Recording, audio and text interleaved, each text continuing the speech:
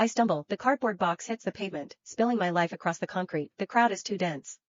Too chaotic. A sharp pain explodes in my right hand. I look down. A stiletto heel has just driven into the back of my hand, grinding skin against bone. The woman doesn't even notice.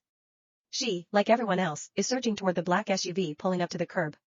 I bite my lip to keep from crying out, cradling my throbbing hand against my chest. Through the wall of paparazzi, I see them. Quinn is clinging to a man's arm. She loves red. That crimson dress makes her look like a flame in the gray city, but the man beside her burns brighter. Xavier hates crowds. I can see the tension in his jaw, the way he turns his head away from the flashing lights. Yet, his arm is wrapped securely around Quinn, shielding her from the chaos. A reporter shoves a microphone into Quinn's face. Ms. Jeong, the proposal has been trending #1 for a week. As the woman who won Xavier Sterling's heart, how does it feel? Quinn smiles. It's perfect. Practiced. I feel so lucky, she says, her voice trembling just enough to sound sincere.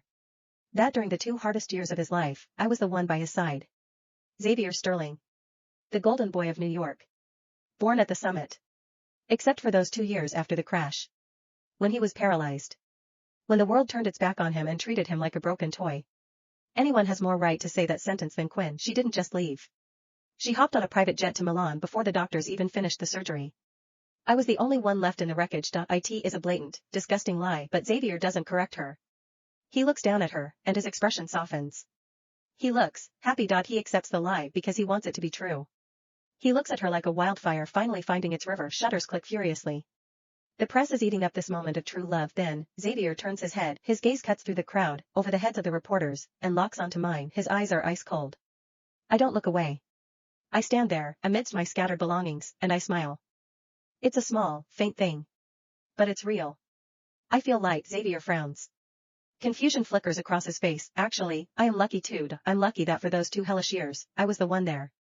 Because now, the debt is paid. Every last cent. My Uber keeps canceling. I crouch on the curb, pressing a hand into my stomach. The stress, the lack of food, my blood sugar is crashing. My stomach feels like it's twisting into knots. The hand that got stepped on is swelling up, angry and red. Blood is smearing onto my sleeve. Quinn really is special to him. I've known Xavier for years. Since we were kids. He's been linked to models, actresses, heiresses, but Quinn is the only one he ever claimed publicly. It makes sense. A second chance romance. The world loves a reunion. A horn blasts in front of me. I look up. A sleek black car has pulled up to the curb, inches from my knees. The tinted window rolls down slowly. Xavier. He's tapping his fingers on the steering wheel, looking bored. Stomach acting up again? He asks. My eyelashes flutter. He lets out a short, cruel laugh. His eyes are full of mockery. You deserve it. I lower my gaze. It's like we've traveled back in time.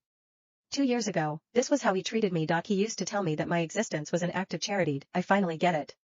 The softness, the dependence he showed me while he was recovering, it was all an act. He was just terrified I would leave him to rot in his own filth. I don't answer him. Behind me, the click-clack of heels approaches. Quinn hurries past me, opening the passenger door. Xavier, baby, sorry I'm late, she coos, sliding into the seat. Those reporters are vultures. You shouldn't have walked ahead, you could have blocked them for me. She reaches for her seatbelt and turns her head. She sees me, her voice dies in her throat. Her face goes pale, the color draining right out of her cheeks. She turns back to Xavier, her voice rising in panic. Xavier, drive. We're going to be late for the gala. Xavier frowns, sensing her shift in mood but not understanding why. I swallow the pain in my throat. I look up at him. This is it. The last time we will ever speak. I watched the live stream, I say softly. The setup. It was even more beautiful than the drafts you drew, except for the roses. But everything else was perfect. I pause, letting the words settle in the air between us. I hope you two have a long, happy life. The smile wipes off Xavier's face, his hand, resting on the open window frame, tightens. Visibly, the tendons in his forearm strain against the skin, turning bone white. Like he's hearing a curse instead of a congratulation, the platinum wedding band on his finger catches the street lamp's glare. It's blinding. I lower my eyes. I can't look at it. I can't look at the way he's looking at me. Sadie, Xavier says. His voice is low, vibrating with a threat I don't understand. You're going to regret this. He waits for a reaction. I give him nothing. He scoffs, a harsh, jagged sound. The engine roars to life.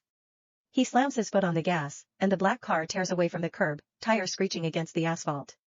I look up, watching the taillights bleed into the traffic. He drives like he used to when he raced supercars.